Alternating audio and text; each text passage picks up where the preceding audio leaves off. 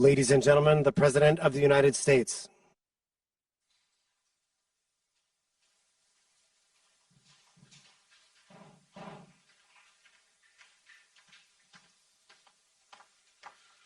Well, hello again, everyone.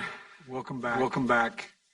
As I mentioned this morning, meeting the moment on climate change must begin with recognition that every nation has a responsibility, and every nation is at risk. Hurricanes and wildfires don't confine themselves to national borders. Instability and displacement in one country has ripple effects that are felt throughout the regions and across the world. Taking on climate change together is more than just the right thing to do. It's also in everyone's best interest to do it. Meeting this challenge is going to require mobilizing financing at an unprecedented scale. The private sector is already recognizing this. They know that climate change is more than a threat. It also presents the largest job creation opportunities in history. Hundreds of billions of dollars are already being invested worldwide every year, supporting projects to help build resilient economies with net zero emission goals. But the private sector has more it can do and must do. Let's be clear. Even then, the private sector can't meet these challenges alone. Governments need to step up, and they need to lead. We have a role to play in making sure that material climate risks to financial systems are measured, disclosed, and mitigated. If Wall Street is pumping billions of dollars into businesses, it could be turned upside down when the next storm comes. And we know there will be more storms. Wall Street needs to make clear the risk it's taking on.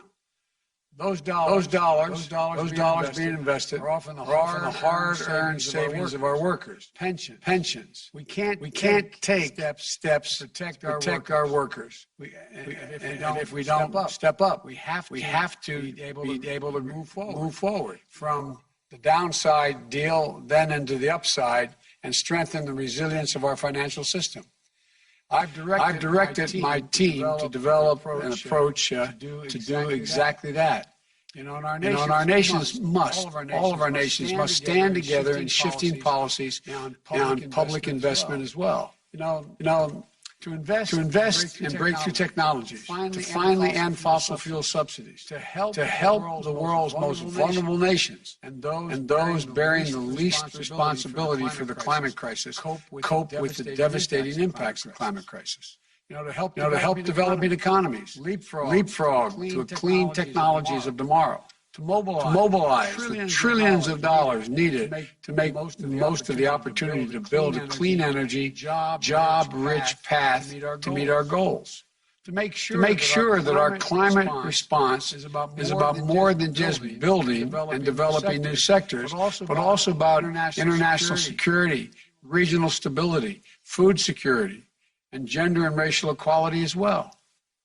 Our shared goal of mobilizing $100 billion per year in developing countries is critical for achieving that. It's an investment that's going to pay significant dividends for all of us. And to help meet that goal, the United States will double its by 2024, our annual public climate financing development to developing countries. Compare that to what we were providing during the second half of the Obama-Biden administration.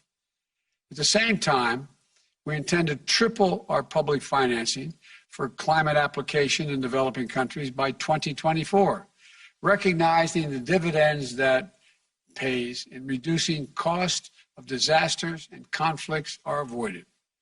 Our Development Finance Corporation is committing to net zero emissions through its investment portfolio by 2040 and increase climate-focused investments to 33% of all new investments beginning in 2023, the earliest of any country.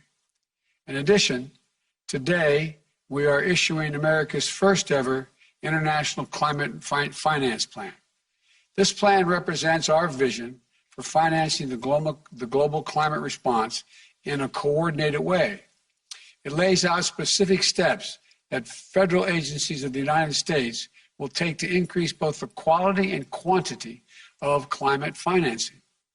And it will help us spur the private sector to contribute more to climate solutions in developing nations and here at home as well. You know, this moment demands urgency. Good ideas and good intentions aren't good enough. We need to ensure that the financing will be there, both public and private, to meet the moment on climate change and to help us seize the opportunity for good jobs, strong economies, and a more secure world. I'm confident that we're going to get this done together. And I look forward to the progress we're going to make together in today's sessions. So let's move on.